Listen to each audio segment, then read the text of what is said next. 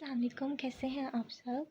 अच्छा जी, आज हम लोग पढ़ेंगे, ज़्यादा डिटेल में नहीं पढ़ते, थोड़ा-सा ही पढ़ेंगे जिसमें 4-5 हेडिंग्स मैं आप लोगों को आज पढ़ाऊँगी। 4-5 टॉपिक से रिलेटेड जो आप लोगों को समझ आ जाए। उम्मीद करती हूँ कि अच्छे से समझ आएगी।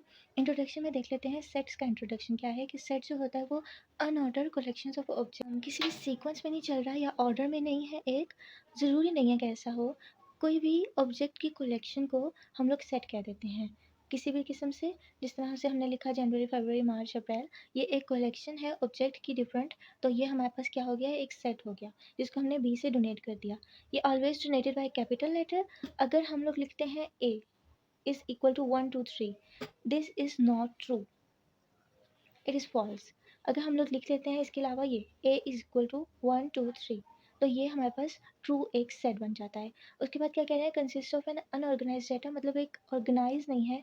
किसी भी किस्म में हम लोग लिख सकते हैं, ज़रूरी नहीं है कि वो ऑर्गेनाइज ही हो। मतलब 1 के बाद 2 ही आए, 2 के बाद 3 ही आए, कुछ भी हो सकता है। मतलब एक ऑब्जेक्ट की कलेक्शन होनी चाहिए, ज़रूरी नहीं है कि वो ऑर्गेनाइज हो। उसके बाद जी हम लोग ने जैसे लिख दिया, हाँ, ये वाली एग्जांपल और ये वाली एग्जांपल, इसी तरह आप लोग सिटीज़ के नेम लिख सकते हैं। कुछ भी आप लोगों का दिल चाहे तो उसका सेट बना सकते हैं आप लोग। उसके बाद ये सबसेट क्या होता है? सबसेट क्या होता है? Set, a set A is said to be the subset of set B if every element of set A is also the element of set B। का मतलब ये है कि अगर सारे element of set B set A के अंदर मौजूद हैं, तो सेट A जो है वो सबसेट है B का। सबसेट हमेशा बड़ा होता है, उसके अंदर ज़्यादा वैल्यूज़ हो सकती हैं। ठीक है जी, हम लोग को एक एग्जांपल देख लेते हैं जिससे आपको और अच्छे से समझ आ जाएगा। तो ए जो है वो सेट बी का सबसेट है, तो उसकी एग्जांपल मैं आप लोगों को इस तरह से देती हूँ कि जो ए है उसके मेंबर और एलिमेंट्स हैं 1 2 3 एंड 4, और सेट बी में क्या है, सिर्फ 1 2 और 3। अब ए जो है वो सबसेट बन रहा है बी का। क्यों? क्योंकि ए के सारे एलिमेंट्स बी में मौजूद हैं। क्योंकि इसमें 4 एक्स्ट्रा है, तो ये वाले तो सारे एलिमेंट्स हैं ना, 1 2 3 दोनों में है, तो ए में ज़्यादा एलिमेंट्स हैं बी से, तो ए बी का सबसेट हुआ। तो जी एक और एग्जांपल देख लेते हैं, सी और डी के बीच में जो हमने दो वेरिएबल्स या दो सेट्स लिए हैं हमने, जिनको हम लोगों ने एक को नाम दिया है सी का और दूसरे को नाम दिया है डी का। अब सी में सारे एलिमेंट्स हैं, मतलब होल नंबर्स हैं 0 से लेके 10 तक, और डी में हमारे पास सिर्फ इवन नंबर्स हैं 2 से लेके 10 तक। सो जब हम लोग देखेंगे कि 2 इवन नंबर्स जो हैं वो सारे इसके अंदर मौजूद हैं, तो हम लोग लिखेंगे सी इज़ सबसेट ऑफ डी।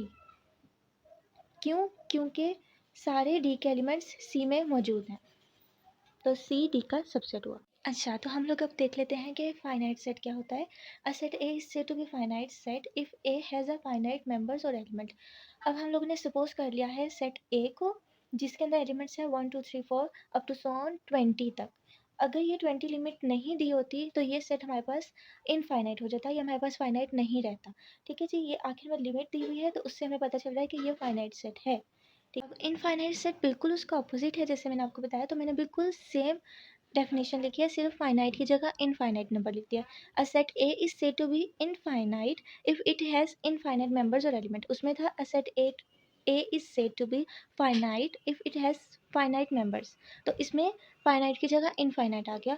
और अब हम लोग एग्जांपल, ए है हमारे पास, जिसके अंदर हमारे पास क्या है 1 2 3 4 अप टू सो ऑन, हमें लास्ट लिमिट नहीं दी हुई। जैसे कि इसमें हमें बताया गया था कि 20 तक है, तो इसमें हमें कुछ भी नहीं बताया। अब काउंटिंग तो कभी ख़त्म ही नहीं होती, तो वो अप टू सो ऑन जा ही जाएगी, तो हमें क्या पता कि वो कब ख़त्म होगी। तो इसीलिए ये इनफाइनाइट सेट हुआ। उसके नीचे हम लोग देख लेते हैं, ये तो चलो इंटीजर हो गए या नेचुरल नंबर हो गए। ठीक है, उसके नीचे हम लोग एक और एग्जांपल देखते हैं कि ए जो है वो हमारे पास आ रहा है कि ये इनफाइनाइट सेट है। क्यों? देखते साथ ही हमें पता चलेगा, क्योंकि इसमें लास्ट लिमिट बताई ही नहीं गई।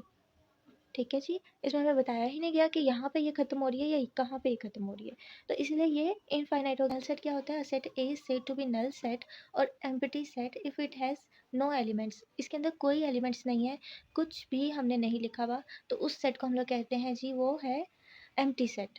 ठीक है जी, अब लोग क्या करते हैं, अक्सर बच्चे गलती करते हैं कि ये लिख के इसके अंदर फायर लिख देते हैं। अब ये एक एम्प्टी सेट नहीं है, क्योंकि इसके अंदर एक फायर है, एलिमेंट है, जो कि वो उसको एम्प्टी सेट नहीं बना रहा, उसको नल सेट नहीं बना रहा। तो हमें इस चीज़ की गलती नहीं करनी है। ये एम्प्टी सेट है, ये एम्प्टी सेट है, ना कि ये एम्प्टी सेट है। ये एक सिंगलटन सेट है।